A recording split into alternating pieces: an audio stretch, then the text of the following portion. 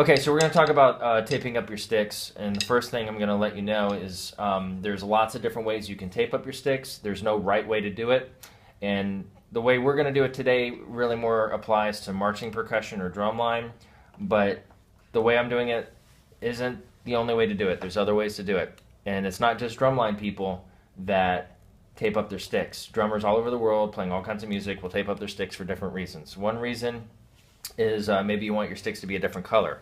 There's all kinds of tape out there and different types of tape out there that you can use. I'm going to use electrical tape today because that seems to work well for me for what I want to accomplish. But you can use other types of tape too. Some of it's just grip tape. Some of it is maybe different types of duct tape, which I don't like because duct tape will sometimes slip. Like where you stick it, it might, in the heat, it might slip, and then some of the sticky stuff from underneath can kind of seep through it, which is makes a disgusting situation later. You can use different types of metal tape. You know, it's all just a matter of what it is that you're trying to do. Tape that glows in the dark, tape that reflects, whatever it is that you're trying to do. So I'm just going to show you guys basically how I grew up doing it, being a part of various marching bands and drum lines, and I've done other versions or variations of this type of taping. I'm just going to show you the general one. So besides color, the other thing that you're going for is making your sticks last longer.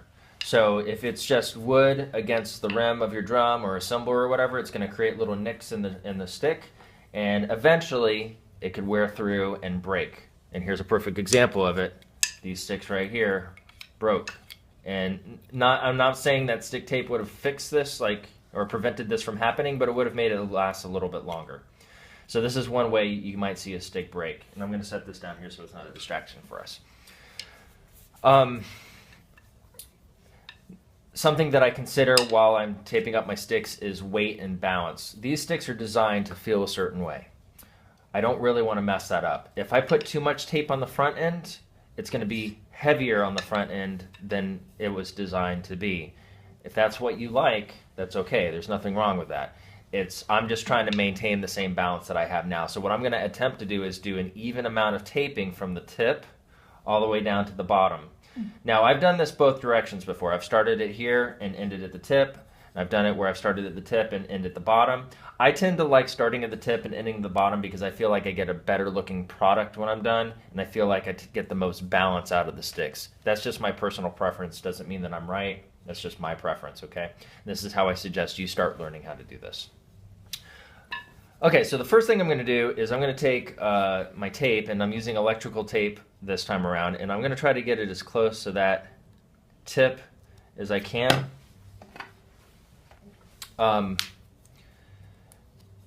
Where that groove is. So I'm not covering up the tip itself, I'm just covering up where the shaft starts, or the tapering on the shaft starts. And so now that I have that, I'm going to go around one full turn so that I got a good starting point here. And I'm going to kind of pull the tape a little bit and stretch it as I do this so that it's nice and tight on there.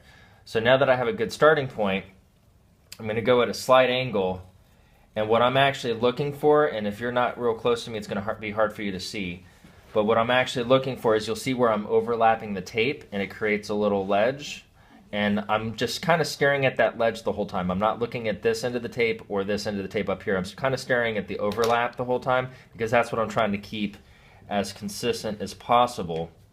And so with my left hand, because it's easier for me, I'm holding the tape kind of firm and stretching it a little bit. And then with my right hand, I'll usually stick this against my stomach or belly button or whatever, just so I can pivot. And then I'll just twist it. And by doing this, I'm minimizing the amount of movement in the stick as I do this. Now, when I'm done with this, it's not going to be perfect, but it's going to look pretty good. So here's what I have already is you're going to see lines all the way through, and so by going around once the way that I'm doing it with this overlap, you're going to see nothing but the red from the tape, and I'm actually essentially taping the stick with 2 layers of tape by doing it this way, but in one taping session or whatever you want to call it. So by stretching it too, I'm compensating for the irregularities in the tapering of the stick. You know, from here to here, it's not the same thickness, so it's going to tape differently here. So I'm still just kind of checking out the middle, and I'm not perfect, but I'm getting pretty close to being pretty perfect. And me here, I don't know if you're doing it, but if you can make sure you're seeing those grooves, that would be great. And check out how I do this. All right, so then you get to a point where you need to move your hand position to the tip so you can rotate it. And you know, I'm not doing an awesome job, but I'm doing okay. All right, now since this is y'all's first time doing this, I don't expect you to be very fast at this.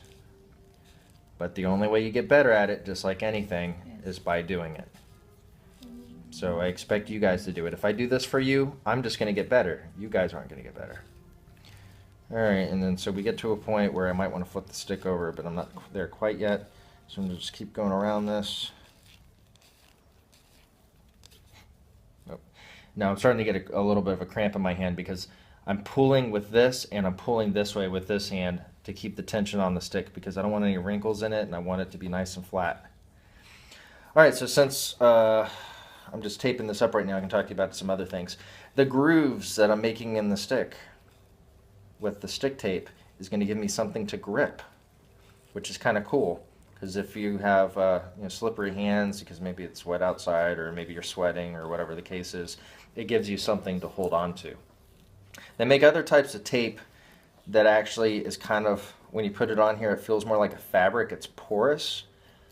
It absorbs your sweat or it absorbs moisture so that when you sweat and stuff, you can just hold on to the clothiness of the tape so you can have a good grip on it.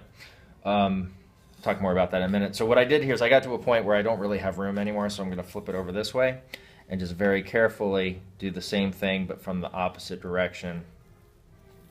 And I mean, if it's not perfect, I'm not going to like stress out about it, but I'm trying to get it pretty close. And the way that I'm doing this stick is the same way I'm going to do the other stick. So for the purposes of this video, I'm only going to show you this one stick. Then you go do it with the other stick, okay? Now I'm getting close to the back end of the stick, and when I get to the back end, I try not to give on the curve or the beveled part of the stick, and I try to just now straighten it out, go around once, and once I get to that overlap, like a full overlap, which is right there, then I'm now, because I'm using the electric tape, I'm going to pull really hard and just snap it like that. So now what you have is a tape that, a stick that looks pretty decently stick taped.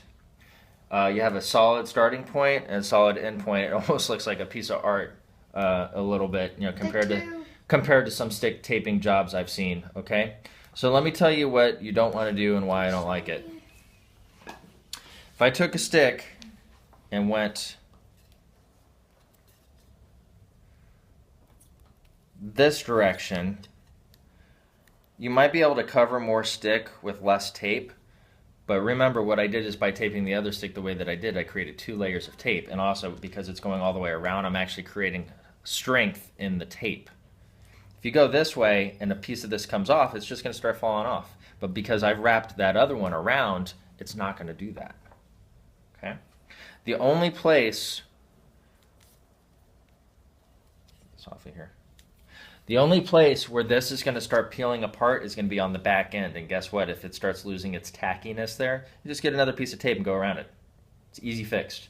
But if you tape this any other way and it starts unraveling at different points, then you just have a nightmare, okay? Now, what I've also done before, because when I was doing marching snare drum and drumline in college, I actually really liked having more weight on the front of the stick. So after I would do the whole stick like this, I would do it again, but then stop about midway through, and that adds enough weight in the top for me to get some extra power so I can play louder. I liked doing that personally. I don't want you guys to do that. I'm just telling you that there's other things you can do with your taping. So anyway, that's a decently taped stick. Before we turn the video off, does anybody have any questions about what I did? No, we're good? All right, we can turn that off.